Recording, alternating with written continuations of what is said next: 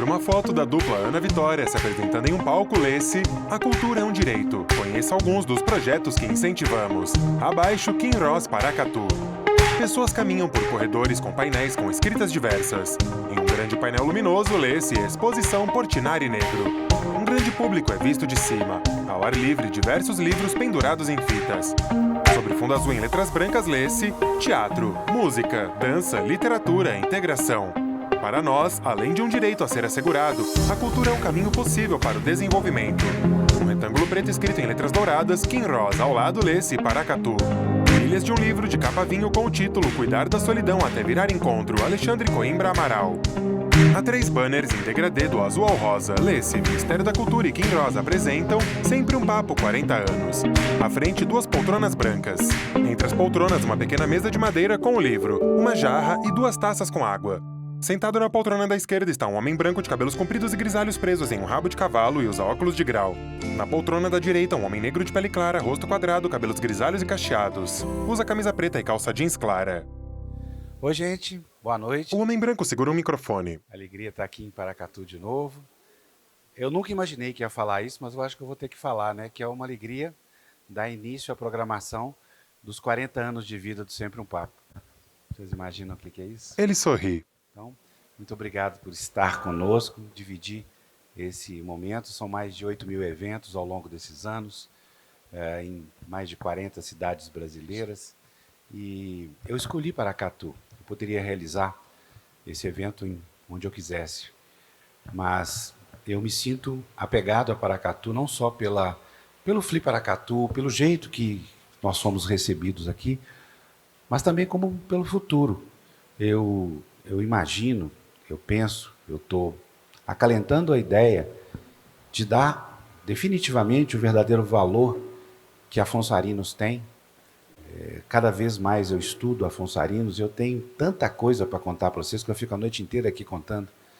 Mas é só dizer que as palavras de Guimarães Rosa, Graciliano Ramos e tantos outros ecoam, não é? Quem lê O Assombramento, né? Que Dani. Ele olha para o público e sorri. Você vê que Rosa buscou pelo menos o lado do demônio, está tudo ali. Todos os encontros que estão em Grande Sertão Veredas surgiram desse conto. E de tantas outras coincidências que não são coincidências, mas aos poucos eu vou falando, aos poucos eu vou contando para vocês o que é Afonso Arinos para a literatura brasileira. E tomando como ponto de partida Afonso Arinos, eu tenho dito para que as pessoas, pelo Brasil afora, se sintam estimuladas a conhecer a obra dele, e vou conseguir fazer isso. Depois eu conto para vocês como vai funcionar, viu, Dani? Em primeiro lugar, e antes de falar do Alexandre, eu queria dizer que o projeto se realiza através da Lei Rouanet, do Ministério da Cultura, com o patrocínio da Kinross, aqui representada pelo Diego. Muito obrigado pela parceria. E que, nesse momento, a gente vai fazer, inclusive em agradecimento à Seção do Espaço, a doação de cerca de 500 livros que estão aqui. Eu queria convidar aqui o gestor da biblioteca para a gente fazer uma foto de agradecimento. Então, vamos dar início à conversa.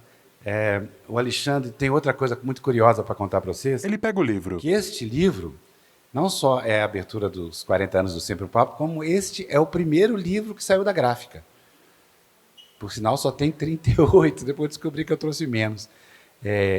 Também, em função disso, o livro custa nas editoras cerca de R$70, R$80. Eu estou vendendo ali pelo preço que eu recebi, que parece que é 30, não sei, é 30, né? Que não, como para nós interessa que ele seja lido, e não que haja esse tipo de lucro na história. Então, temos também essa boa novidade, que Cuidar da Solidão até Virar Encontro, o mais recente livro do Alexandre, está sendo lançado aqui também nacionalmente.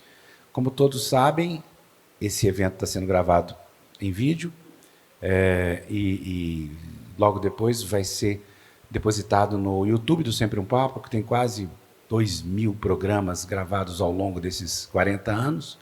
Então, desde já eu peço autorização de imagem para vocês. Meu advogado disse que quem não falar nada consentiu, então, por favor, não falem nada. E se alguém se sentir violentado e querer processar, processa aquele cara que está ali atrás da câmera. Ele aponta para frente. Eu não tenho nada com isso, o processo é ele, viu?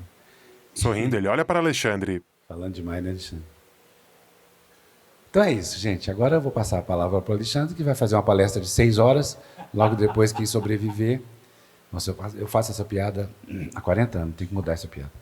E vamos, depois que o Alexandre falar, a gente vai dialogar um pouco e a gente faz umas perguntas. Quem quiser fazer perguntas ao Alexandre, fica bem. Querido, muito obrigado, em primeiro lugar. A mim é uma alegria estar conversando com você. Não, já não é a primeira vez, mas é o primeiro livro, é a premiere, né, do seu livro. Alexandre sorri e assente. Falasse um pouco, primeiro um pouquinho de você, para as pessoas. Eu vou falar de mim no Sempre um Papo. É o seguinte, esse projeto que está fazendo 40 anos esse ano, ele é responsável por muito do que eu tenho no meu coração de formação cultural. Eu era adolescente em Belo Horizonte, estudava de manhã e trabalhava de tarde como office boy do Banco do Brasil. E todas as quintas-feiras tinha lançamento de livro no Sempre um Papo, no auditório da CEMIG. Eu não tinha dinheiro para comprar todos os livros, mas invariavelmente eu estava lá, só não estava na semana de prova bimestral. Quando aquela semana horrorosa de prova, a gente ficava louco, ali, um dia tá ali Saramago que eu não ia ver, porque eu estava enlouquecido estudando para a prova. Mas o Sempre um Papo, ele me fez descobrir uma coisa muito importante. Eu já gostava de ler, eu sempre gostei muito de ler, isso fez parte da minha vida, me ajudou inclusive a lidar com as minhas solidões, eu conto isso no primeiro capítulo do livro. Mas o que o Sempre um Papo fez foi humanizar os autores. Entender a humanidade por trás de quem escreve maravilhas. Né? Entender os processos dolorosos de escrita. Muitas vezes as pessoas iam para lá e faziam daquela conversa com Afonso ainda de cabelos pretinhos, pretinhos, pretinhos, pretinhos. Faziam um certo confessionário, contando da experiência da escrita, das angústias que viviam, né? Então, eu já falei isso para Afonso algumas vezes, mas eu quero reiterar aqui que eu não tenho nem roupa, gente, para estar num palco do Sempre um Papo, certo? A gente vem porque o convite é dele, a gente obedece, agradece, mas isso aqui, para mim, é um solo sagrado da cultura brasileira. Sempre um Papo, e depois as feiras literárias que vieram, né, anos depois, e que hoje são uma das marcas da produção cultural do Afonso, eles reeditam essa esperança que a gente tem na palavra. Né? O que a gente faz aqui é conversar. Coisa que, eu já vou entrar um pouco no tema do livro, coisa que a gente tem feito pouco. Eu não sei se em Paracatu isso tem acontecido, mas eu intuo que sim.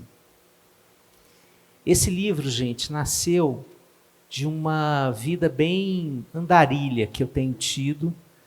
Eu sou psicólogo e já tem um tempo que eu não trabalho basicamente com consultório. Eu fiquei um tempo trabalhando na Globo, do programa da Fátima Bernardes, fiquei 5 anos lá, e aí toda vez que alguém coloca a cara na tela da Globo, muda a carreira, né? Aí eu comecei a ser chamado para trabalhar com saúde mental em escolas do Brasil inteiro, em empresas, e é isso que eu tenho feito. Né? E aí sempre tem, depois de uma palestra, depois de um treinamento, sempre tem um momento que a gente vai conversar, que tem um coffee break, que tem qualquer coisa. E eu comecei a prestar atenção numa coisa. Muitas pessoas me pedem abraço. Porque sabem que eu sou uma pessoa abracenta. Afonso sorri. Abraceira.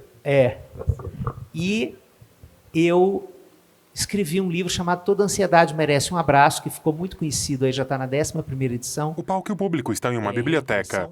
Guilherme usa uma camisa preta. Então as pessoas sabem que pode vir de qualquer lugar, em qualquer hora, me pedir abraço, que eu sou facinho. Afonso está com uma camisa polo E rosé. aí, na hora que a pessoa abraça, ela te confessa uma coisa. Ainda mais quando sabe que está abraçando um psicólogo, que ele não vai contar para ninguém. A pessoa vem e conta. E eu comecei a escutar frases do tipo: tem muito tempo que alguém não me abraça. Os abraços estão tão frouxos, estão tão raros, estão tão vazios, estão tão rápidos.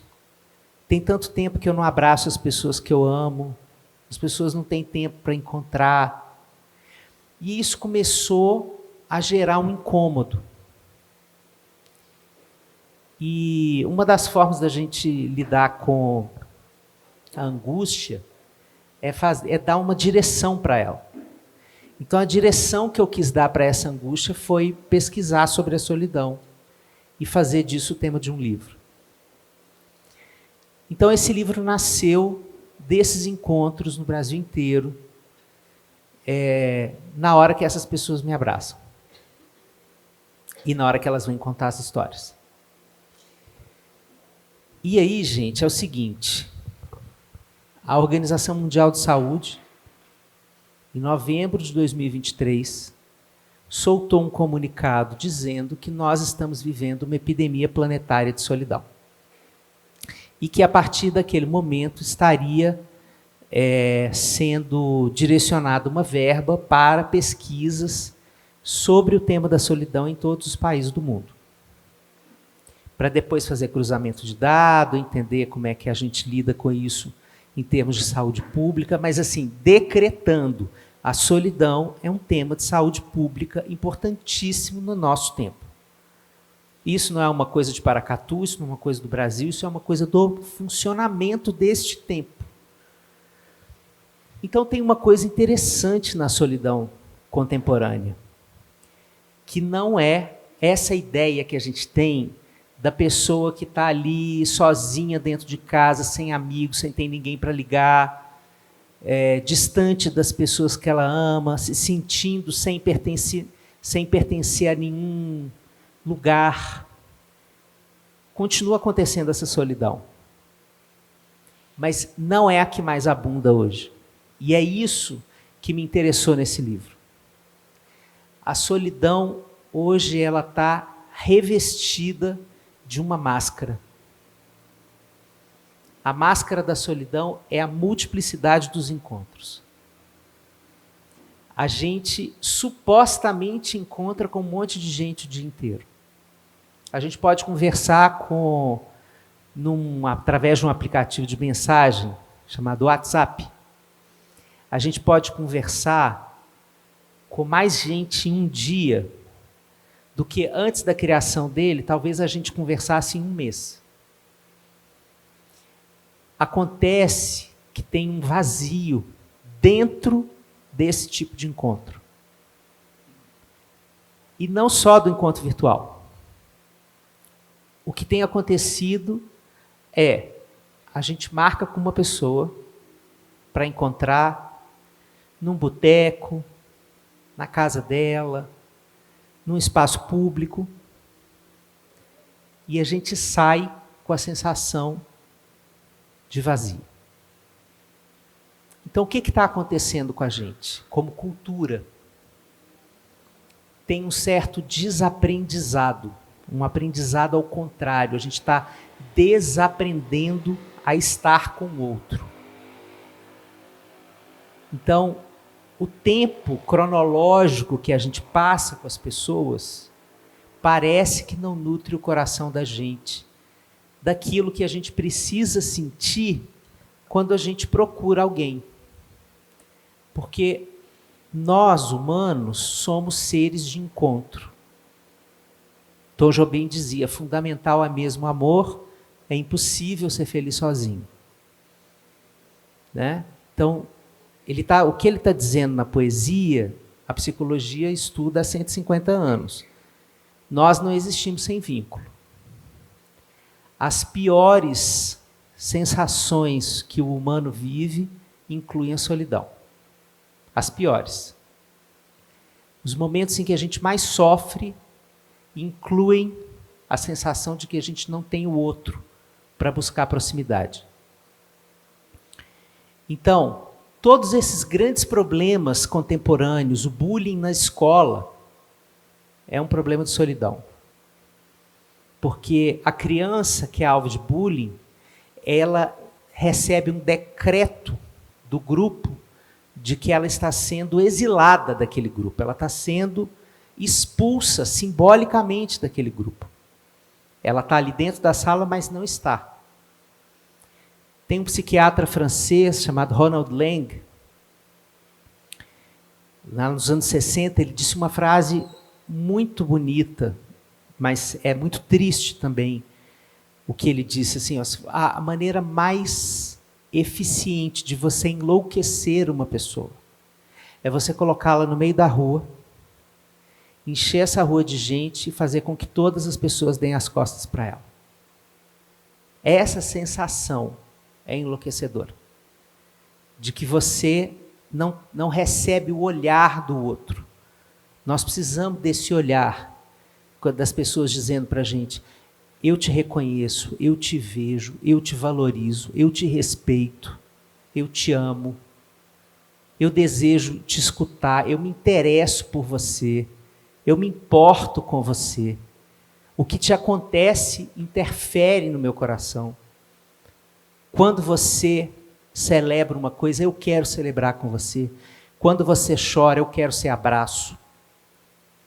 Quando você tem medo, eu quero ser colo. A gente precisa disso. Ele gesticula com braços e mãos.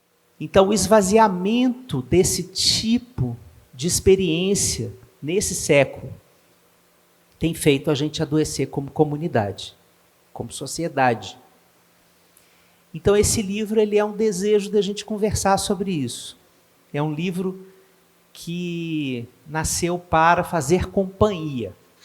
É um livro-companhia. Afonso pega o livro e o folheia. Então, ele é um livro escrito conversando com o leitor. Não é um livro teórico, não é um livro sociológico, é um livro que quer conversar. Eu uso todas as teorias e todos os autores para conversar com você que está lendo.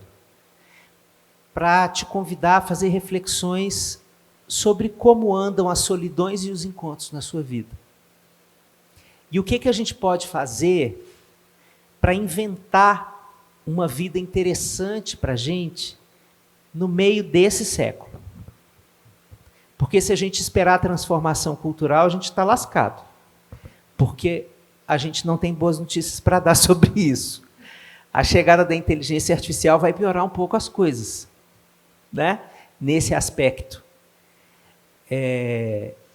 Isso é uma outra discussão sobre, e a palavra, né? De quem vai ser a palavra desse mundo?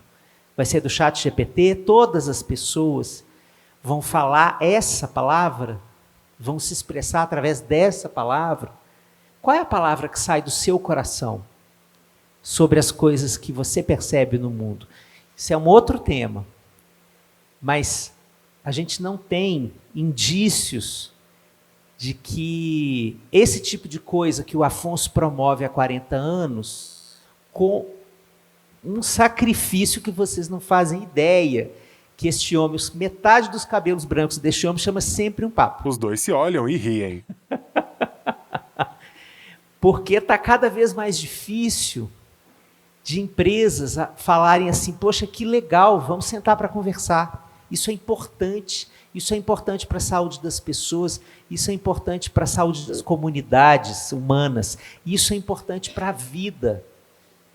É o mesmo, quando a gente conversa, é como se a gente estivesse plantando uma árvore no coração da gente. O público assiste atento. Cada conversa é uma semente de alguma coisa que a gente nem sabe para onde vai, mas a gente fica com uma memória, uma pergunta, uma emoção no corpo. Pode ser uma coisa ruim, pode ser uma coisa incômoda. As conversas têm que ser fofas, mas elas nos mobilizam. Elas fazem com que nós nos sintamos vivos. Então, a gente participar disso aqui, eu desejo que a gente converse, que isso aqui não seja uma palestra, mas que seja uma conversa, né? Toda vez que a gente senta e aposta na conversa, a gente está apostando na vida. Então, esse funcionamento humano em que a gente faz uma espécie de fake news de conversa, porque não é exatamente conversar, colocar, eu falo isso aí no livro, colocar um coraçãozinho no post que o seu amigo fez do aniversário dele, não é desejar feliz aniversário. Não é. Mas alguma coisa está fazendo com que a gente acredite nisso.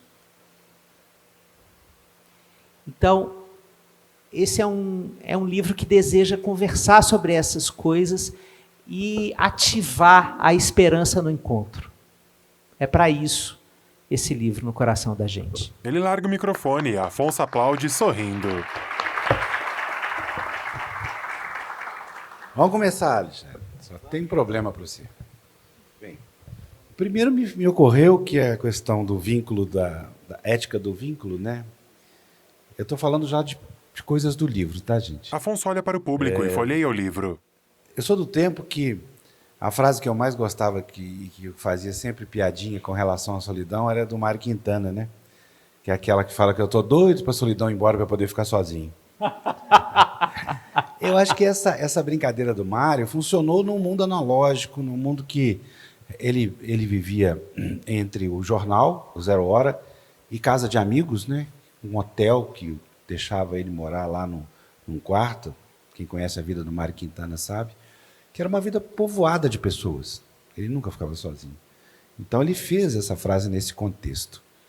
E aí eu te pergunto, hoje a amizade é ao contrário da solidão? Nossa, que boa pergunta. Aí, ó. Olha a beleza da gente conversar. Alexandre sorri largamente. A gente não necessariamente chega a uma resposta, mas a gente fica com a inquietação da pergunta. Não sei se eu vou conseguir responder a pergunta dele, mas vou levar aqui no HD e vai ficar aqui me buzinando no ouvido. A amizade... bom, desde que a gente entrou no mundo digital, Afonso, eu acho que as palavras ganharam significados muitas vezes muito diferentes do que os significados originários. Então, outro dia eu estava conversando com o meu filho de 12 anos, tem 3 filhos, ele é o mais novo. E ele falou assim: pai, outro dia eu vi você falando uma palavra que a gente usa pouco, que a geração Z usa pouco. Eu falei, qual? Ele falou, colega. Para a gente, todo mundo é amigo. E a gente foi conversar sobre isso. O que contém a palavra? Toda palavra, ela é um envelope. Você coloca ali dentro daquele envelope o significado que é produzido no tempo. O que naquele tempo significa aquela palavra. Então, quando a gente vai conversar sobre o significado das palavras, é como se a gente abrisse esse envelope para conversar sobre o que tem ali dentro. E o que a gente ficou conversando, eu e o Gael, é que colega é uma palavra que fazia uma categorização diferente. Era uma pessoa que você podia ter apreço, admiração, respeito, mas que não era uma pessoa que compartilhava da sua intimidade. O amigo era isso. O amigo era uma pessoa que, em algum evento importante da sua vida, estava lá na lista. O amigo sabe do seu aperreio. O amigo sabe da sua... O amigo sabe nomear. Se você pergunta para um amigo assim, qual é o aperreio da... Como é o seu nome? Aponta para uma mulher na plateia. Gabriela. Se eu perguntar para uma amiga sua, quais são as angústias principais da vida da Gabriela? Ela vai saber dizer. Porque a gente confessa as nossas intimidades angustiadas com os amigos. Então, hoje, essa palavra amigo, ela cabe dentro dela colega, conhecido, pessoa que eu vi atravessando a rua e adicionei na rede social. Então, a palavra amigo hoje contém muitas qualidades de intimidade, muitas formas de intimidade. O que mais me chama a atenção é que surgiu, Afonso, uma expressão na rede social que eu acho bandeirosa. Eu acho que ela está denunciando o que a gente está fazendo com essa palavra. Amizade de baixa manutenção. Você já escutou essa expressão? Está rolando aí na rede social. Amizade, quem já escutou essa expressão? Ele aponta para a plateia. Amizade de baixa manutenção. É o colega, é o conhecido, sacou? É aquela pessoa que você não precisa necessariamente alimentar o vínculo.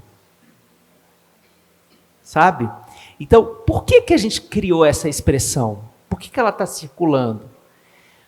Porque se a gente se compromete com a palavra amigo, a gente sente culpa, por exemplo, pode sentir outras coisas, mas a gente sente culpa de não frequentar, de não nutrir, de não alimentar esse vínculo. Então, eu acho interessante a gente pensar que amigo é uma planta, daquelas plantas que não é aquela que você larga, não é um cactus, que ele pode ficar no sol esturricando, que ele vai ficar lá vivendo 50 anos. A amizade é uma planta sensível. Tem horas que ela precisa de sol, tem horas que ela precisa de água, tem horas que ela quer sombra. A gente precisa cuidar da amizade como um elemento sensível da nossa vida. Ao mesmo tempo, gente, que a gente está vivendo todas essas questões, a gente também está vivendo o renascimento da amizade. Por exemplo, entre as mulheres, tem uma coisa muito bonita acontecendo, no Brasil está muito forte isso, que é o questionamento da rivalidade feminina. Né? Porque muitas amizades femininas deixavam de acontecer e deixam de acontecer até hoje pela sombra da rivalidade feminina, que isso é uma produção cultural, não necessariamente nasce dessas mulheres. Então, hoje existe uma nova força, um novo incentivo para a amizade feminina, para que as mulheres possam se aninhar, se procurar, se confidenciar, se aliar, fazer um coletivo, né? Isso tem sido muito bonito. Então, a gente tem novas concepções de amizade acontecendo e também um cansaço do mundo digital trazendo as pessoas para o Sempre um Papo, por exemplo. Porque se o Sempre um Papo fosse uma live, a gente não teria essa quantidade de gente aqui. Porque depois da pandemia a gente ficou meio de bode com o negócio de live. A gente quer... Eles olham para o fundo da plateia. Pode ficar à vontade, sejam bem-vindos, que maravilha. Muito obrigado ao pessoal do EJA que chegou aí, viu? Sejam muito bem-vindos. Viu? Que lindo, palmas para vocês. Afonso aplaude, Alexandre sorri. Sejam bem-vindos. É uma honra para mim ter vocês aqui. Muito prazer, eu sou Alexandre. Então eu acho que a amizade, do jeito que a gente pode entendê-la como essa coisa de baixa manutenção, ela é muito próxima da solidão. Mas a amizade que a gente aprende a ter, o Afonso, por exemplo, ele faz uma coisa com os amigos dele, que é postar foto de prato de comida. Afonso dá um largo sorriso. Ele faz uns almoços maravilhosos, aí ele coloca assim. Inclusive, para quem é como eu, que sou um mineiro forasteiro, eu moro em São Paulo, então eu tenho aquela saudade atávica da comida mineira. Aí o Afonso faz lá um tutu com angu e frango com quiabo e posta. E tira foto daquilo. É a comida mais comum do mundo, é a comida que vocês comem. Como a gente tem um grupo de Zap com umas 300 pessoas do Brasil e do mundo inteiro, Eu faço de sacanagem mesmo, entendeu? Porque, Isso. primeiro, que a maioria come fora, come em restaurante, né? E segundo, que não vale. Outro dia, eu não sei quem postou uma foto de um restaurante, assim, eu falei, pode deletar. Pode restaurante, não vale a pena. Bota uma foto da comida da sua casa. Aí ninguém postou nada. A Alessandra postou ontem. Foi. A Alessandra Foi. postou. É só Mas uma foto de um prato de comida normal. Isso é uma coisa de amigo. E não tem mais, gente. Isso Quer dizer, vocês é têm amigo. aqui em Paracatu, né? Mas é raro. Olham para alguém na plateia. Oi? É tortura. É tortura, mas também é um convite. Porque essa foto pode ter, essa foto é quase um pombo-correio que traz um bilhetinho, né, digital dizendo assim, vem aqui em casa comer um dia. Né? Estão convidados. Afonso olha para o livro. Alexandre, Oi. no prefácio, o Alessandro Marimpieri, autor do Manual de Desinstrução para Tempos de Incerteza, que é um livro muito legal, ele faz um monte de perguntas sobre esse livro. Eu gostei de todas, mas tem algumas um pouquinho mais complicadas, e eu queria ler uma delas. Por favor. Para que você... Ele diz, o que deu na gente Afonso lê. quando o outro se converteu em ameaça e medo? O que será que sobra de nós quando ninguém se escuta? Que ninguém se escuta mais, né? Principalmente nesse mundo digital.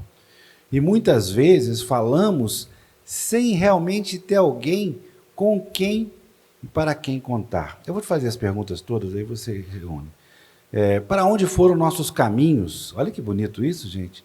Para onde foram nossos caminhos quando dobramos a esquina do autocentramento e, na viela da sobrevivência, faltou espaço para fazer circular as nossas dores?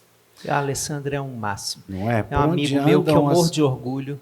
É um psicanalista lá da Bahia, meu amigo há 25 anos. E eu prefaciei o livro dele e ele prefaciou o meu. Coisa de amigo. Para terminar, por onde andam as comunidades e o seu senso de pertencimento que nos salva? São perguntas que a angústia fez morada diante desse livro. Ele faz uma pergunta aí que é a primeira, né, que é essencial. Minha gente, a questão do autocentramento.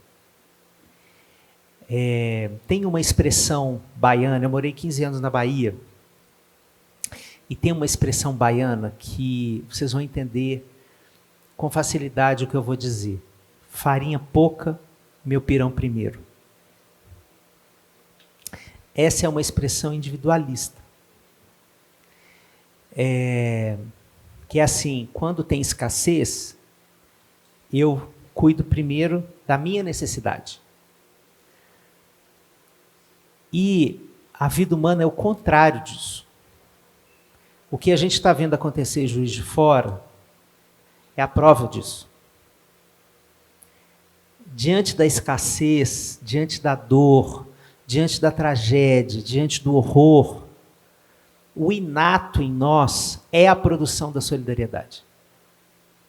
O inato, a gente para. Se tiver uma pessoa passando mal na rua, a gente pode estar atrasado, a gente para oferecer ajuda para essa pessoa. Se a gente estiver desconectado disso, e isso pode acontecer, a gente precisa de ajuda. Mas o fenômeno desse esvaziamento dos encontros da nossa vida, ele é muito presente. Ele é muito presente. Recentemente, uma criança, eu atendo famílias na clínica. Então, uma criança de 9 para 10 anos me disse assim, esse é o único lugar que a gente conversa. Você acha? Acho. A gente fica parado em frente ao micro-ondas, é assim, ó. O jantar lá em casa é assim, a gente tira a comida da geladeira, cada um se serve, a gente esquenta a comida no micro-ondas e cada um vai para o seu quarto. Ninguém conversa. Não tem mesa de jantar? Não, não tem mesa de jantar. Não tem esse ritual do encontro. ou porque as pessoas estão em horários diferentes, correndo muito mais, demorando mais tempo para chegar em casa, demorando mais tempo com jornadas de trabalho mais extensas. Mas a gente tem o tempo inteiro essa pergunta que o Alessandro faz aí. Pega aí de novo o parágrafo que eu quero ler as perguntas. Afonso pega o livro e entrega a Alexandre. Aqui, ó. Ele lê. Por onde andam as comunidades e seu senso de pertencimento que nos salva da loucura sofrida de não conseguir palavrear a vida.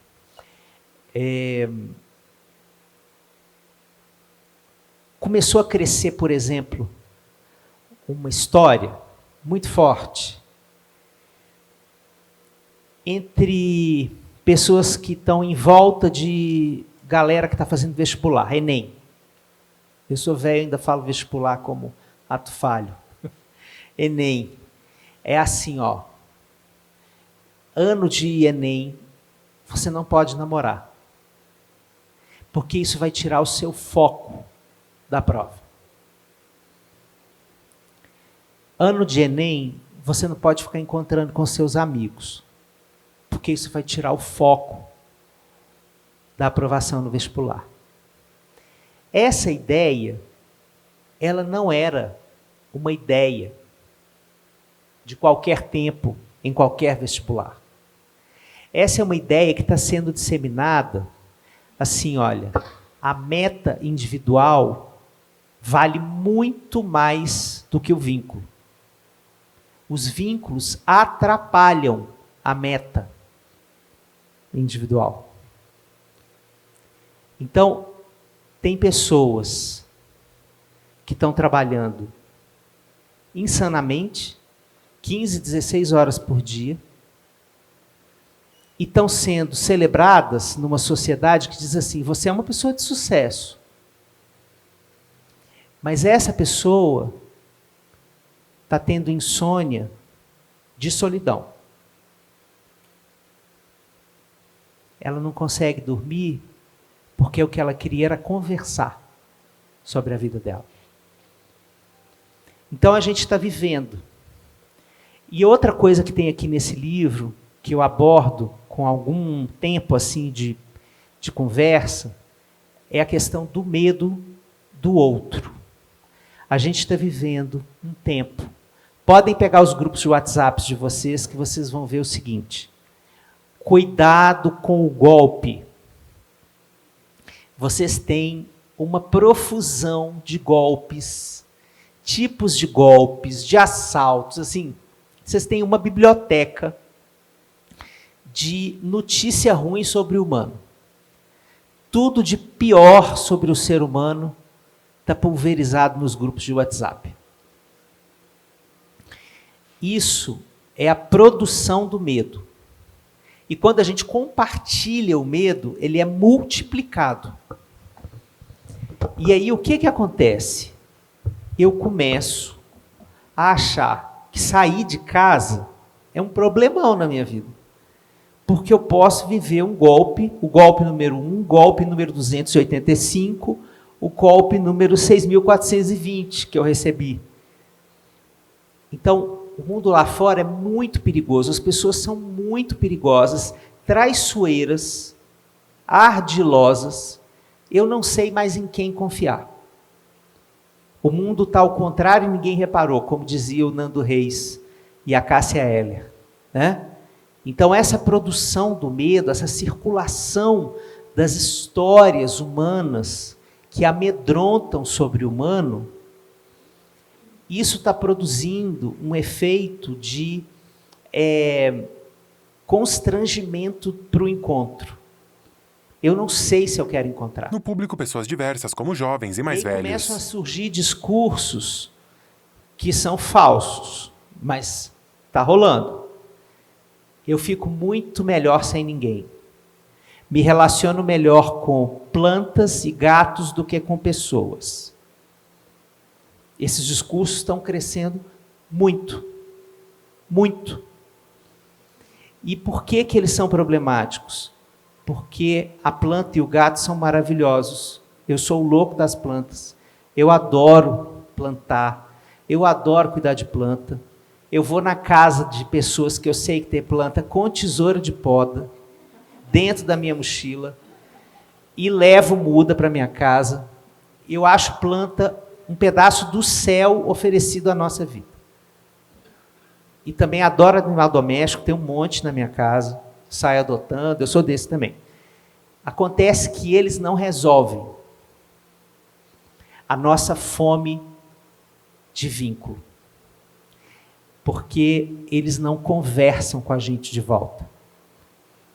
A gente pode até conversar com eles. Eu converso com as minhas plantas. Eu faço compostagem e chamo as minhocas de minhas bebês. Ele sorri.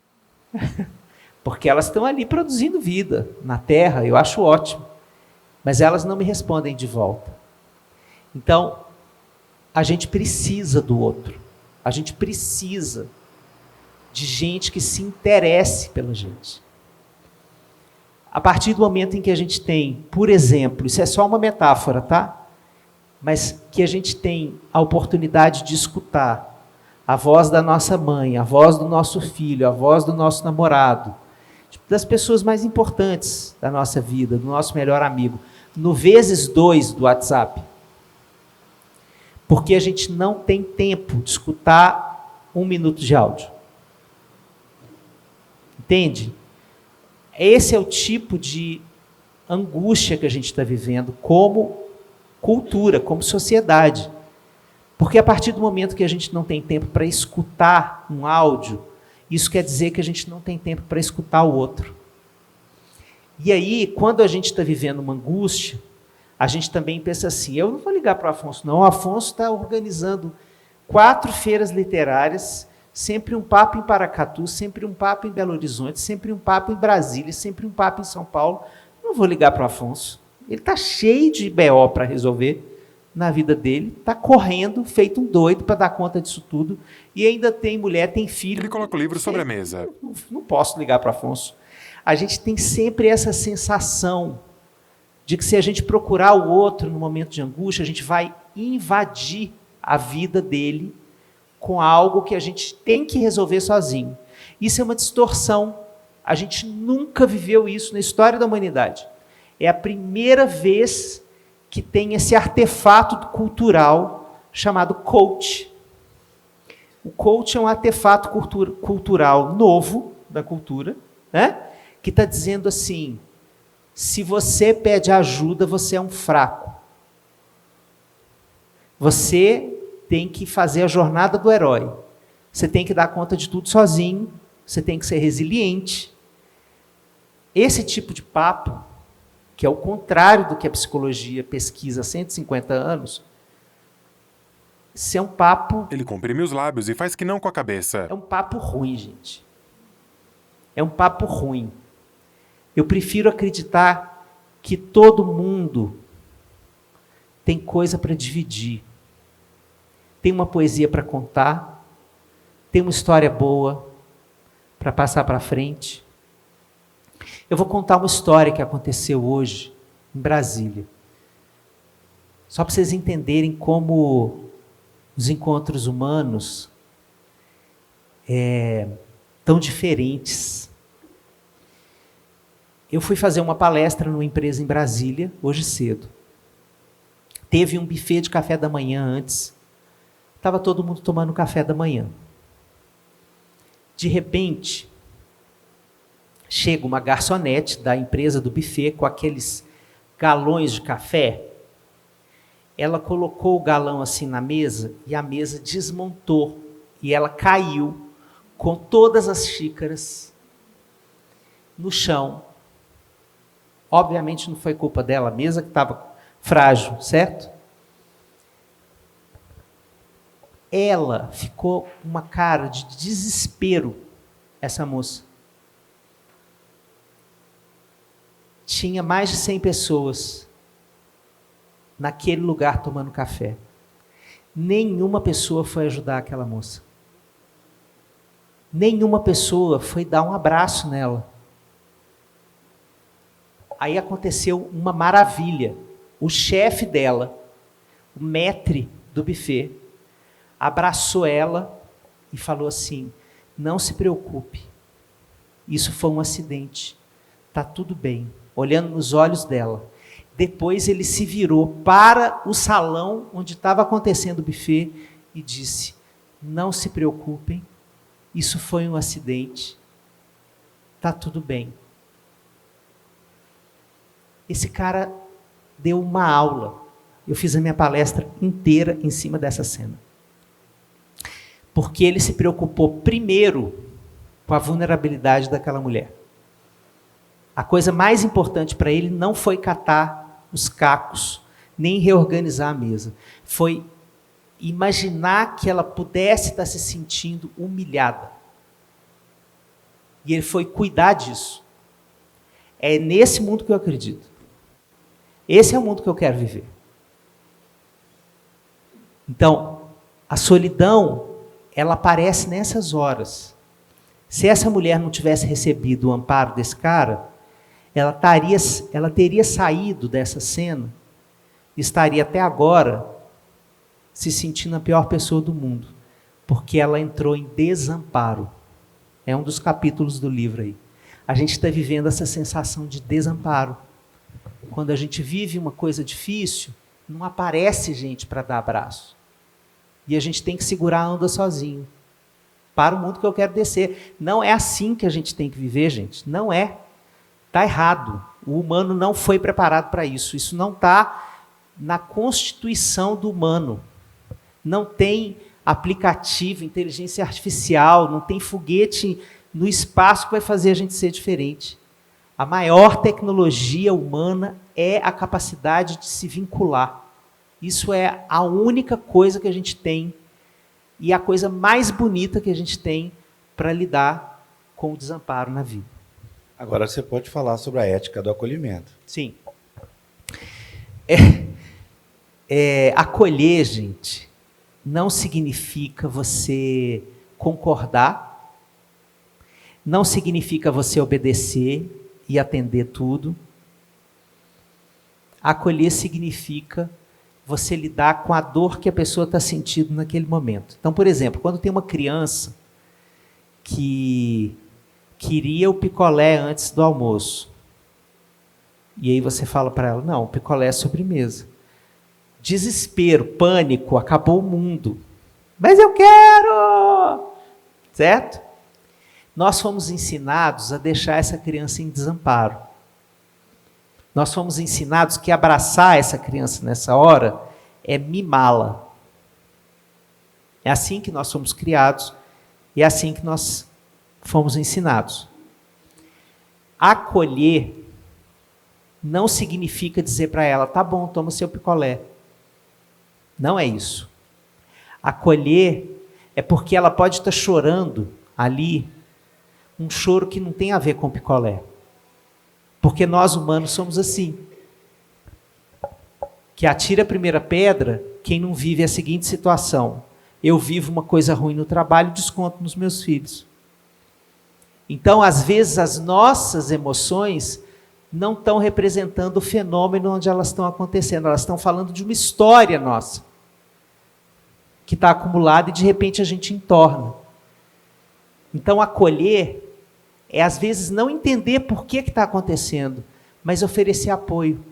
Eu não entendo por que você está chorando por causa de um picolé, eu não entendo por que você está nesse desespero, mas vem aqui, você precisa de um abraço? Então, acolher é essa tecnologia humana. Isso é uma tecnologia humana. Nós todos sabemos fazer isso. É assim, na hora que tem alguém passando uma angústia, vou colocar 3 emoções básicas: tristeza, raiva e medo. Todo mundo vive isso. Ao invés da gente dizer, liga não, está tudo bem, você é forte, é abraçar, acolher. Eu costumo dizer uma coisa, gente, que é a seguinte, a gente foi muito mal educado a acompanhar velório. Porque, repare bem, a pessoa perdeu o companheiro de 40 anos de vida. Se ela não puder desmoronar nesse dia, em qual dia ela vai poder? E aí, sabe o que a gente faz com essa mulher? A gente abraça ela e fala assim, força. A gente aprendeu errado, porque a gente deveria dizer assim, pode chorar, meu ombro está aqui, porque eu sei que você está desmoronando, tem que desmoronar mesmo. Você perdeu um amor de 40 anos. Não tem jeito de ninguém responder a isso de forma elegante. A gente desmorona, o humano desmorona. E é para isso que a gente tem rede de apoio. É igual aquele equilibrista que está em cima do fio, andando em cima do monociclo, e tem uma rede embaixo. Se ele cair, ele não morre. O humano serve para isso. Na hora que você cair, pode vir, você não vai morrer. Você vai ultrapassar, você vai atravessar essa dor. Eu vou estar junto com você. Eu não vou ter solução para a sua dor, porque, por exemplo, para a morte a gente não tem solução, mas a gente pode fazer amparo. Essa é a ética do amparo. É a gente fazer companhia para o outro, enquanto ele está vivendo uma angústia. A ansiedade tem a ver com isso, e eu acho que a gente fala pouco de ansiedade. A gente tem muita vergonha de ter ansiedade. Acho que a gente precisa falar mais disso, né? O Afonso mesmo estava contando umas histórias assim, de como ele se sente ansioso antes de todos os eventos. E eu falei, gente, eu tenho também. certeza que não vai ninguém. Aí, ó. Eu sempre tenho certeza. Uma hora antes, estou lá desesperado. Meia hora antes, aí aparecem umas pessoas. Aí na hora está sendo Aí lotado. na hora é sempre assim, ó. Mas 40 anos tendo certeza que não vai ninguém é doido, né? Então, por que a gente não conversa sobre isso? Né? Afonso segura o livro aberto. Acho que eu Aqui. estou falando muito, Afonso. Então vamos dar a palavra para o pessoal? Vamos. Mas antes, só fala sobre essa história que eu estava refletindo sobre a questão da lentidão. Ah, isso é uma coisa muito boa. Porque, né, Isso como é uma essa- coisa muito frase boa, é a a gente seguinte, está muito acelerado. Fala os aí. bons vínculos vão acontecendo aos poucos. O livro tem Afonso frases mostra o livro grandes, aberto assim, para o que são público. em destaque, muito legal para servir de reflexão. A cada nova cena, mais camadas adensam o que sabemos do outro. A lentidão é o ritmo capaz de restituir o vínculo ao lugar em que atualmente existem ausências. Isso. Gente, olha só. Afonso coloca o livro sobre a mesa. Existem belezas na vida que não são acessíveis na pressa. Por exemplo, fazer amigo. Fazer amigo não acontece na pressa. Desculpa. Essa não vai dar para rolar. Contemplar uma borboleta não rola na pressa. Tem belezas e tem nutrições para a alma que a pressa rouba. Então, eu acho que a pressa em que a gente tem vivido, ela é inimiga da beleza. As exaustões do nosso cotidiano, a gente tem uma epidemia de exaustão, né? Todo mundo exausto. Nossa, estou exausto. A gente chega na segunda-feira sem a sensação de ter conseguido descansar no final de semana. Não sei se isso acontece em Paracatu ou só em São Paulo, né? Mas esse é um discurso muito recorrente hoje, e isso tem a ver com essa aceleração da vida. A gente tem a sensação de que a gente precisa correr para dar conta da quantidade de coisa que a gente tem que fazer. Isso é muito mais forte nesse século. E um preceito da saúde mental, para esse século, para mim,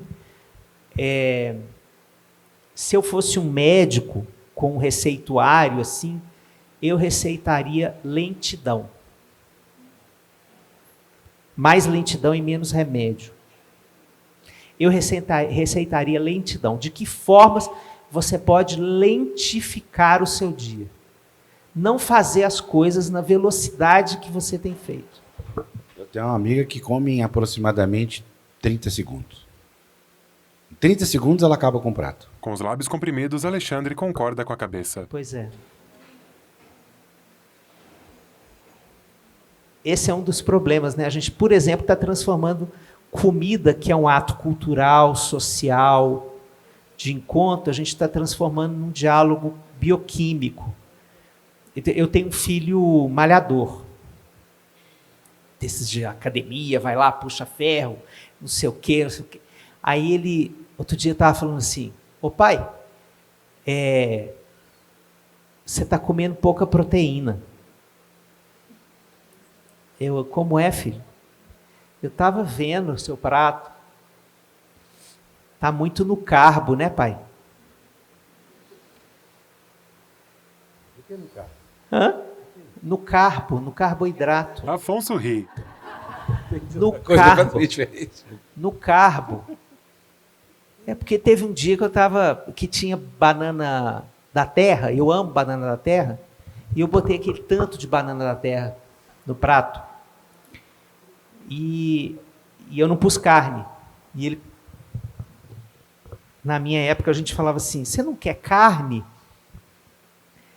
Né? Agora é assim, tem pouca proteína. Tem muito carbo. Então, isso tem a ver com essa ética da lentidão. É de você dar tempo para sentir a vida. A aceleração retira do humano a possibilidade de sentir a vida. O déficit de atenção está na moda porque nós estamos acelerados. Quanto mais acelerado a gente fica, menos presença, e quanto menos presença, a gente tem menos 3 coisas no cérebro: atenção, concentração e memória. Quando você está correndo, você não lembra o que aconteceu 2 minutos atrás. O que a pessoa te fez, te pergunta. Então, a ética da lentidão é esse desejo de sentir a vida de novo, num outro ritmo. Eu acho que a gente precisa fazer isso.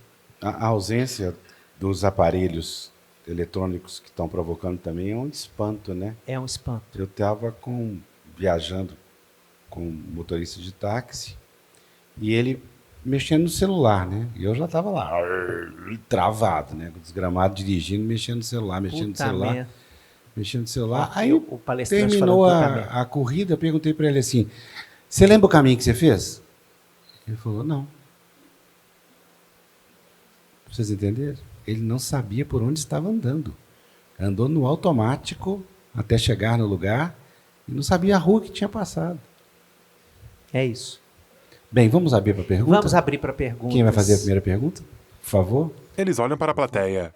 Uma mulher branca caminha com um microfone. Só fazendo o microfone para filmar? Eu vou fazer um comentário. Como é seu nome? Ruth. Ruth. Prazer, Ruth. Prazer. Ruth é branca de cabelos pretos e presos num rabo de cavalo. Este livro é um convite para transformar a ausência em presença. Usa óculos de grau. E aí, passando uma rabada de olho aqui, Possui algumas linhas de expressão. eu sempre fui uma pessoa que gosto muito de abraço, de abraçar e ser abraçado. E eu estou vivendo um luto. Vivi mais de 40 anos com a minha metade e agora estou só. E parece que o tanto que eu gostava de abraço, de dar e receber, agora com essa ausência que eu estou vivendo e trazendo, claro, muito sofrimento, o abraçar e ser abraçada para mim está sendo muito importante. Então, eu achei esse finalzinho aqui, esse último parágrafo aqui, está na página 65, que diz assim, espero que este abraço chegue forte, como meu desejo de que a solidão deixe mesmo de ser uma janela fechada para dentro em seus dias. Ela dá um leve sorriso. Nossa, Ruth, me emocionei. Alexandre comprime os lábios e faz que sim com a cabeça. Então, peraí, vamos começar. Ele solta o microfone, se levanta, se aproxima de Ruth, dá um abraço e um beijo na bochecha dela. Alexandre sorri largamente. Aperta as mãos dela e volta ao palco. Agora não vai terminar bem. Ai, ai. Boa noite. Dani. Dani é branca de cabelos castanhos e lábios finos. Alexandre, o título do seu livro, Cuidar da Solidão, vai ao encontro dessa pergunta que eu vou te fazer. A gente chega em casa, eu chego em casa, que moro sozinha, espera-se que eu vou ficar sozinha. Mas esse bendito aqui não me deixa sozinho um minuto. Ela mostra o Assim, celular. Uma demanda, uma questão. E eu estou na contramão disso aí que você está dizendo. Eu estou sentindo falta de ficar só. Quero que você fale um pouquinho sobre isso. O que é esse cuidar da solidão? Certo. Bom, o conceito de solidão vai te encontrar. Você vai se reconhecer ali. Porque o celular, ele constrói, ele prometeu companhia e entregou solidão. Quando a gente descobriu que a gente ia poder ter rede social no celular, todo mundo achou uma maravilha, ninguém mais vai estar sozinho. A gente idealizou esse negócio quando surgiu. Não é isso que está acontecendo. Não é isso que está acontecendo. Então, é uma companhia com rastro de solidão. O celular te ocupa, mas ele não te escuta. O celular te ocupa, mas ele não te sente. E ele não permite, por exemplo, o algoritmo, tem um capítulo sobre isso, o algoritmo não conversa com as suas contradições. Então o algoritmo começa a falar assim, olha, essa pessoa gosta de pão de queijo. Então eu vou mostrar para ela pão de queijo 24 horas. E ela vai curtir pão de queijo, pão de queijo, pão de queijo. De repente ela vai falar assim, nossa, todo mundo ama pão de queijo. O mundo é feito só de pessoas que amam pão de queijo. Aí você sai e aí você encontra uma pessoa que fala assim, eu odeio pão de queijo. Você vai ter ranço dessa pessoa. Como pode uma pessoa ser a única do mundo que não gosta de pão de queijo? Porque todo mundo na minha rede gosta de pão de queijo. Tem um fenômeno que o celular está fazendo, que é a perda do atrito. A diferença humana provoca atrito. Quando eu estou em contato com um outro humano, ele pode ser da minha idade, do meu colégio, da minha religião, mas ele é um diferente. Vai ter uma hora que ele vai falar uma coisa que não vai cair bem, que eu vou dizer uma coisa que não vai cair bem a ele. A gente vai ter que sentar para fazer uma DE, certo? Então, a diferença dá trabalho. E a rede social está fazendo o aprendizado contrário. Ela vai te entregando só conteúdos que ela tem certeza que não vão causar atrito em você. Que você vai botar o dedinho no coração lá, no like. Então, isso é promoção de solidão, porque isso te deixa com a sua musculatura para os vínculos atrofiada. É uma malhação ao contrário. Quando a gente pesquisa os adolescentes sobre o tema da rede social, os resultados das pesquisas são perda de habilidade social. Chama rede social, mas é um tipo de interação que não está fazendo a gente entrar em contato com a diferença. Então, tem solidão ali no meio. Tem uma outra coisa na sua fala, Dani, que pode ser o seguinte, quando a gente trabalha muito, a gente vive um fenômeno, isso é muito desse século também, que é a exaustão. A exaustão relacionada ao trabalho, ela não é estresse, como a gente falava no século XX. É porque a gente sente que não tem mais a fronteira entre o trabalho e o resto da vida. 30 anos atrás, historicamente é nada, a gente batia o cartão de ponto e a gente só ia ver o chefe, o local de trabalho, no dia seguinte. E só ia ser, se alguém do trabalho ligasse para a nossa casa, estava acontecendo, estava pegando fogo, né? Alguma coisa estava rolando assim de muito séria. Então, esse desejo de ficar só, muitas vezes no nosso tempo, tem a ver com essa invasão do trabalho no campo do resto da vida. Eu sou psicólogo. Então tem uma frase que todo profissional de saúde tem escutado, Afonso, que é uma coisa muito louca, irritante inclusive, que é assim, ó. Eu sei que você está... WhatsApp. O paciente escreve assim. Eu sei que... Não façam isso com seus psicólogos.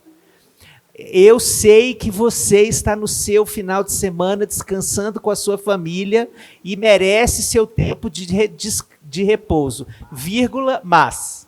Então, se eu fiz uma introdução fofa, está liberado eu invadir sua vida. Certo? Ele faz um joia para a plateia.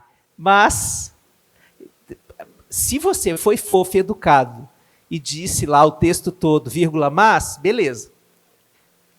Toma aí. Aí vem aquela bomba. Exatamente. Então, essa vontade de ficar sozinho, geralmente no nosso tempo é a exaustão do trabalho.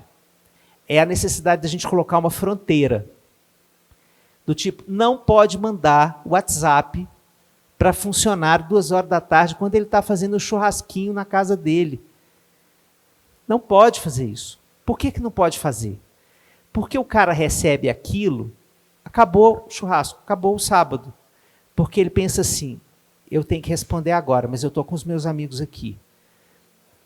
Mas se eu não responder agora, meu chefe vai achar que eu não visto a camisa da empresa? Ele vai achar que eu sou uma pessoa não comprometida? Será que eu vou perder oportunidades no trabalho? Aí começa a ansiedade. A ansiedade do Alexandre da novela Viagem. Lembra? Ele move a mão próximo ao ouvido. Obsessor, a ansiedade começa. Vai lá, não responde não para você ver o que vai acontecer com você. Fica aí no seu churrasquinho para você ver o que vai... E aí, começa o negócio a caraminholar na sua cabeça.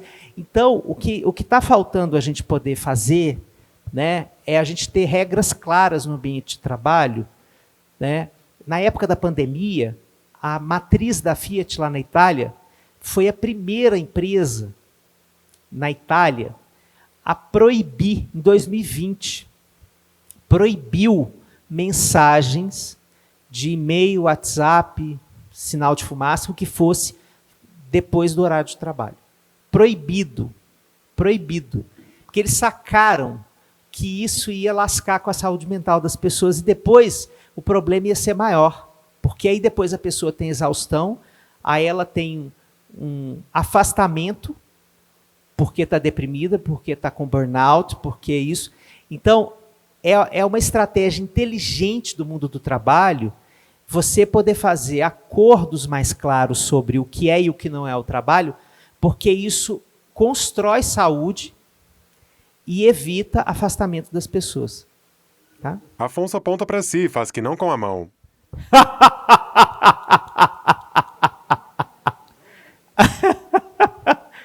Eu não vou falar nada. Alexandre sorri, olha para a plateia. Oi, Alexandre, boa noite. Oi, boa noite. Cida Correia. Cida é negra de pele clara, de cabelos médios e cacheados. E essa conversa aqui hoje está sendo muito necessária, importante e de muitos ensinamentos. A minha pergunta é sobre essas conexões reais. Né? Você disse que nós precisamos estar em contato com o outro, mas até que ponto é possível a gente não se fechar na solidão, em nós mesmos, e ter esse contato real, com profundidade com o outro, apesar que é nessa lentidão que se vai construindo o vínculo. Mas como é possível a gente ter esse encontro real e profundo com o outro nesse tempo de correria, de redes sociais? Olha, a sua pergunta é a pergunta de R$1 milhão? Essa é a pergunta do milhão, né? Eu acho que a gente está traumatizado, né? Então a gente tem medo de encontrar o outro. Tem uma pesquisa que foi feita recentemente sobre o Tinder, por exemplo, que é uma coisa interessante. Muita gente baixa o aplicativo, faz login, se inscreve, mas não consegue marcar encontro. Fica só na conversa. Certo? Não consegue ir para o date. Porque o outro é um perigo. Eu não sei quem é, eu não sei de onde veio, eu não sei o que pode acontecer. E é claro que há perigos, são demais os perigos dessa vida, como dizia Vinícius. Mas, quando a gente para ver os nossos vínculos, a gente está afastado daqueles que a gente tem algum nível de segurança. Sabe? Então, essa revisão, ela passa por você se lembrar, fazer um recordatório. Quem são essas pessoas da sua vida que te davam segurança, que estar com elas não era um sacrifício. Estar com elas não era uma coisa agridoce, sabe? Aquela pessoa com quem você estava e o tempo não passava quando você estava do lado dela. A gente sempre tem essas pessoas na memória. Pode ser que voltar a essas pessoas não tenha mais o mesmo gosto. Você vai lá e fala assim, o tempo não fez bem a nossa relação. Não tem mais a mesma química. A conversa não rola do mesmo jeito. Isso pode rolar. Mas o fato de você assumir para você mesma de que existem pessoas confiáveis, existem relações confiáveis, isso vai te dando uma certa energia esperançosa no coração. Então, quando a gente está muito descrente do encontro, e esse é, por isso o título do livro, né? A gente cuida da solidão até virar encontro. Eu estou pressupondo que não é de hoje para amanhã que você cuida da solidão. A gente vai cuidando da solidão e dizendo para ela assim, você não é um bicho-papão, dono da minha vida. Não é verdade que todas as pessoas são perigosas. Não é verdade que todas as pessoas estão ocupadíssimas. Não é verdade que nenhuma pessoa se interessa por conversar comigo. Não é verdade que eu posso resolver tudo sozinho. Não é verdade que eu posso ficar de hoje para amanhã sem conversar com ninguém. Então, eu vou construindo formas de retornar ao encontro, aos poucos, bem aos poucos. Eu tenho um dos meus filhos que teve uma depressão bem grave. E a saída dele da depressão foi também a saída do quarto.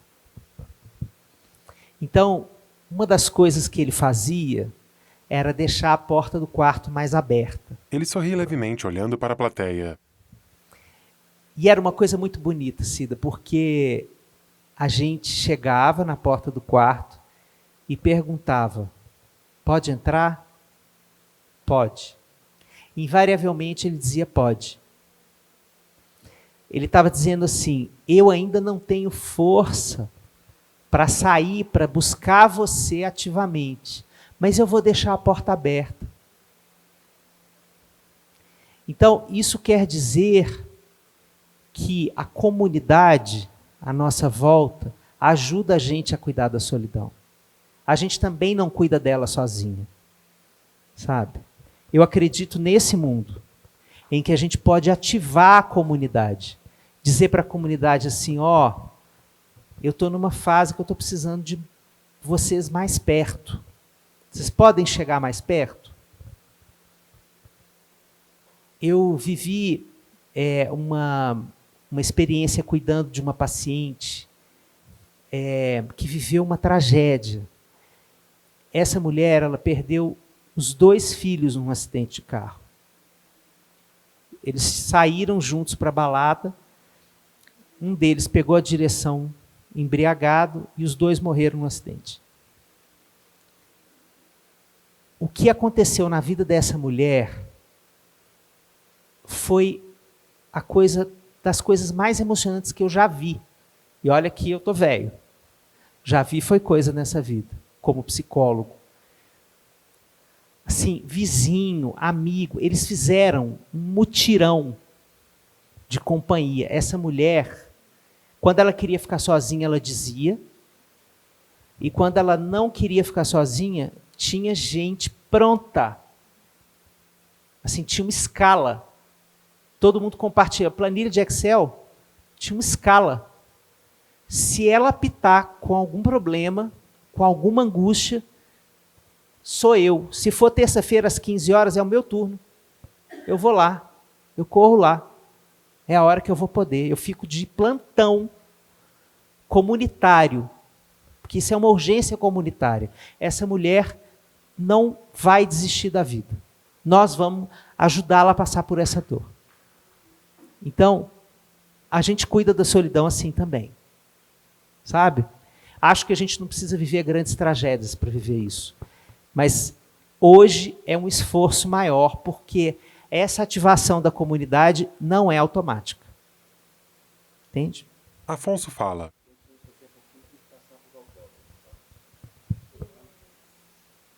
Alexandre bebe um pouco de água da taça. Alexandre, o meu nome é Silvano Avelar, eu sou escritor da Academia de Letras aqui em Paracatu também, Academia de Letras Noroeste de Minas. Silvano é negro, de cabelos curtos e grisalhos, usa óculos de grau. O que eu queria conversar com você rapidamente é o seguinte. Quando eu era criança, e já tem um bom tempo, né, algumas décadas, mas eu tinha muitos amigos. Eu estava me lembrando disso outro dia. Eu até escrevi um livro, Praia do Macaco, que fala sobre isso, dessas amizades, dessas traquinagens, né, que a gente fazia nessa época aqui em Paracatu, na chamada Praia do Macaco. Enfim, esse córrego que passa por Paracatu, que foi chamado de Praia do Macaco e outras praias, etc. E tal. Mas a gente brincava, jogava bola na prainha, jogava as peladinhas, dava canelada no outro, terminava com uma briga de vez em quando, mas depois a gente se abraçava, a gente caía no poção lá da Praia do Macaco, do Matinho, etc. e tal. Estava todo mundo bem, às vezes passava a noite inteira contando causos, conversando, etc. e tal. Mas assim, eu poderia contar que eu tinha ali talvez uns 30 amigos naquela época, né, de crianças, naquela época. E essas pessoas, não é que morreram, né? Elas com o tempo, elas desapareceram. Então, esses amigos foram sumindo, foram desaparecendo. Mas eu quero fazer um paralelo, é o seguinte, é que na semana passada eu recebi uma mensagem do Instagram dizendo que eu tenho não sei quantos mil seguidores, sei lá, colocou lá, olha, parabéns, você tem não sei quantos mil seguidores. Eu fui dar uma olhada, então, no Instagram para ver quem são os seguidores, como que eu consegui, na minha imaginação, tantos amigos, né, no Instagram. E percebi que ali no Instagram não tem nenhum desses amigos daquela época, né?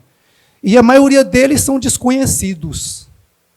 Aí a pergunta que eu faço é o seguinte, como que você pode decifrar, né, você falou alguma coisa a respeito, mas assim, essa diferença desses amigos para esses seguidores aí das redes sociais?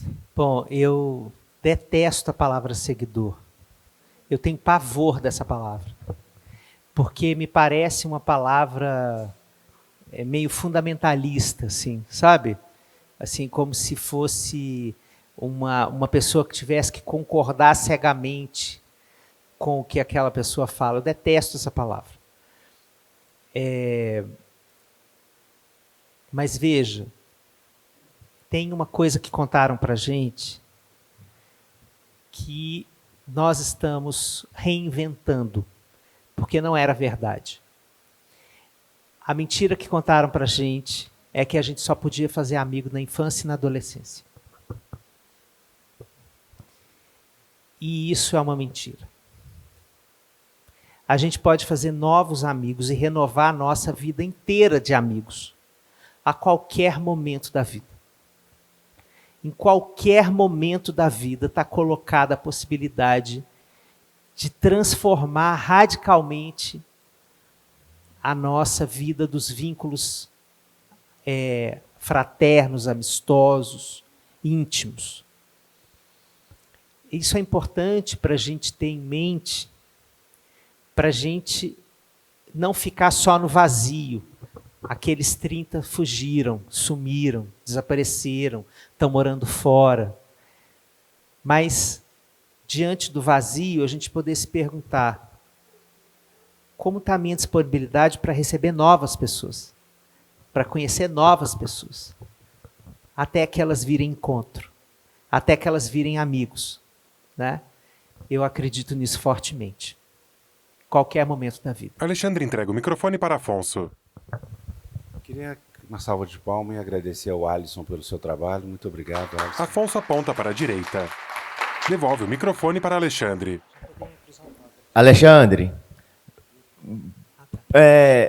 igual você falando, esse aplicativo, quando a gente Homem pardo de cabelos curtos e escuros, usa óculos de grau. instala esse aplicativo,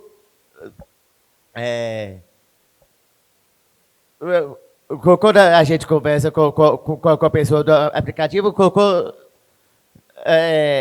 é errado ou é verdadeiro?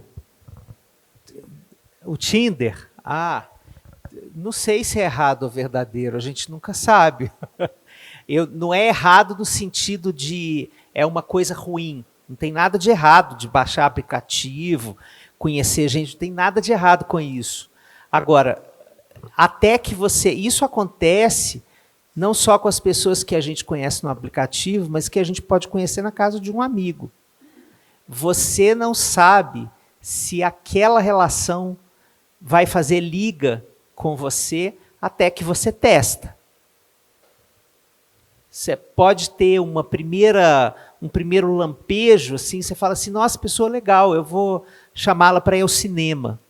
E aí, pode ser que depois do cinema você fala, foi. Ele comprime os lábios e faz que não.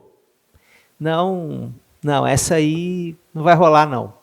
Vou continuar encontrando lá na casa da minha amiga, dar oi, tudo bem, bater um dedinho de prosa, mas não vai ser para amigo. A gente precisa dar a experiência, dar a possibilidade de fazer tentativa e erro com as pessoas. Não tem outro jeito.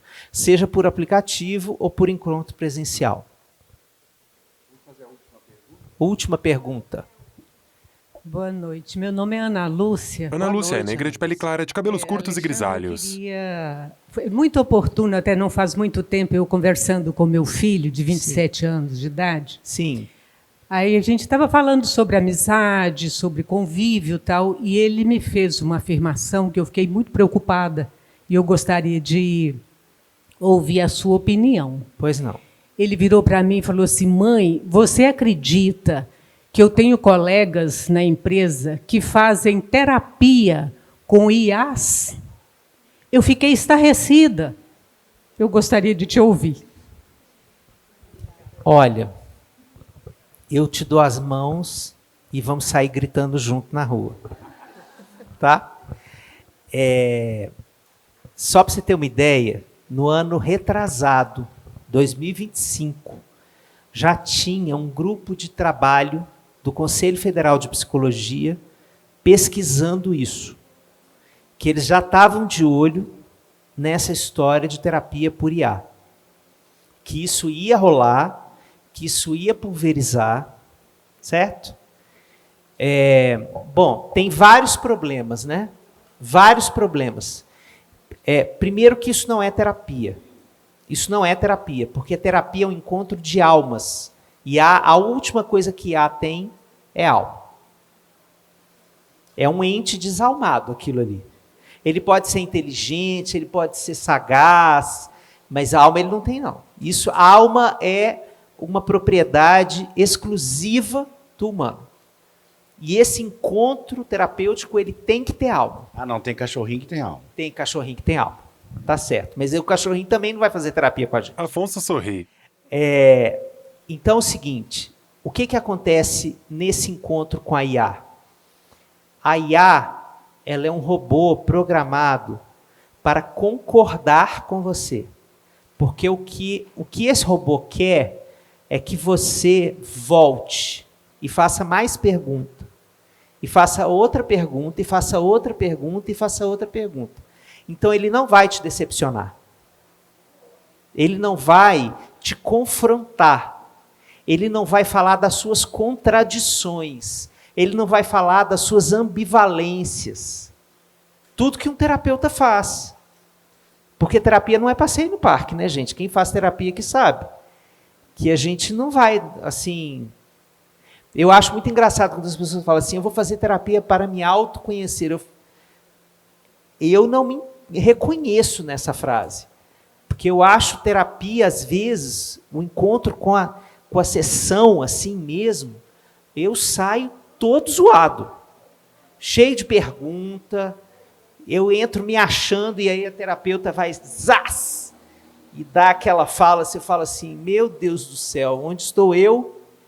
Deixa eu ir ali para ver se eu me encontro de novo. Então, a terapia não é um passeio no parque. É uma atividade importante para você tomar consciência, poder entender melhor por que algumas coisas na sua vida não estão acontecendo, pegar a sua responsabilidade sobre aquilo que está acontecendo e deixar de falar, é porque a minha mãe, é porque é o meu pai, é porque é isso, e a gente assumir o nosso BO. A IA não faz nada disso. Então, isso não é uma terapia. E a IA, ela tem a possibilidade, programada para isso, de viciar. Porque, neste mundo solitário, você encontrar um robô que só concorde com você, que diga que você é o máximo, que os caminhos que você está fazendo para a sua vida são os melhores, veja que perigo. Veja o tamanho do perigo disso. Desensina mais ainda a gente a se atritar com o humano, se misturar, conviver com a diferença e habitar a própria diferença, porque nós também somos luz e sombra. A IA não faz pontuações críticas, profundas sobre o usuário. Não faz. Então, esse é o maior problema. E realmente tem uma galera conversando com o ChatGPT como se ele fosse um oráculo. Como se ele tivesse todas as respostas da vida. Isso é muito perigoso. Cuidar muito dos mais jovens. Muito. Muito. E não é à toa que o seu filho de 27 está dizendo isso, porque isso é um sintoma geracional. Alexandre, coloca o microfone sobre a mesa. Dá uma notícia boa, que é o seguinte, eu consegui Afonso, olha para o celular. fazer uma agenda por Sempre um Papo aqui para Paracatu, coisa rara. Normalmente a gente fecha os eventos com pouco tempo de antecedência. Então eu já queria convidá-los para o próximo evento no dia 18 de março, com Renato Nogueira, lançando o livro Por que Amor? Depois, no dia 22 de abril, Gustavo Ziller, que é um cara sensacional, né? Gustavo é mineiro, é um alpinista, ele subiu várias montanhas e está lançando um livro que chama Escalando Sonhos. É muito interessante. E depois, no dia 18 de maio, nós vamos ter o nosso primeiro convidado internacional. Vamos trazer de Moçambique o José Eduardo Agualusa. Tá bem? Alexandre aplaude. Então, assim, tá bem a programação. Depois anunciar, quer dizer, aí fica faltando julho e agosto, mas agosto, desde já, o Fli Paracatu vai acontecer, como sempre, na última semana de agosto, tendo como gancho, já adianto, a comemoração dos 70 anos de publicação do Grande Sertão Veredas, de Guimarães Rosa, e eu vou alinhar Grande Sertão Veredas à obra de Afonso Arinos. Vocês vão ver o que a gente vai fazer de legal. Alexandre sorri e aplaude. Deixa eu só dizer uma última coisa aqui. Gente, não percam o Renato Nogueira. Não percam o Renato Nogueira. O Renato Nogueira é um filósofo que conversa uma palavra que você entende. Um cara sensacional, carismático, gente boa, amoroso.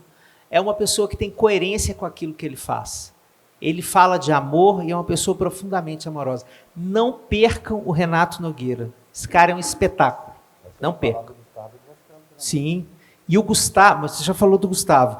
Eu vou reiterar a história do Gustavo, porque o Gustavo, ele é um cara que consegue trazer a montanha para perto da gente. Ele foi lá, viveu a montanha e traz dentro dele, em cada conversa, essa montanha, o que essa escalada, o que esse tipo de experiência construiu na história dele, e isso fez dele uma pessoa profunda, mais profunda ainda, e ele traz isso nas conversas, mesmo assim corriqueiras, e também uma pessoa boníssima. Agualusa é assim, Agualusa é tipo aquela música baiana, por isso chame, gente. Vamos ter que chamar Paracatu inteira, porque vocês não vão viver isso aqui 2 vezes. E quem tiver aqui com Agualusa vai falar, meu Deus do céu, tinha que ter trazido todo mundo. Então tragam, já vão falando, porque é imperdível. O livro dele chama-se Tudo sobre Deus, mas não trata de religião. É um poeta que se descobre à frente da morte e começa a fazer reflexões sobre a própria vida. É um livro, inclusive, que vai estar sendo lançado nacionalmente aqui também. Ainda não foi lançado no Brasil, só na Europa e em Moçambique. Gente, vamos para os autógrafos. Muito obrigado. Com o livro aberto, Dani olha para frente e sorri. Visto bem de perto, Alexandre autografa um livro. Ele abraça um homem branco de barba escura e autografa um livro. Ao lado, há uma fila de pessoas aguardando. Alexandre autografa vários livros. Uma senhora negra de pele clara sorri abraçada com Alexandre. Alguém lê o livro Cuidar da Solidão até virar encontro. Na contracapa lê-se: a solidão não é o fim da história, ela pode ser o começo de um reencontro. Este livro é um convite para transformar a ausência em presença. Alexandre continua autografando livros. Tira fotos com várias pessoas do público. Tira foto com uma jovem branca de cabelos compridos e lisos.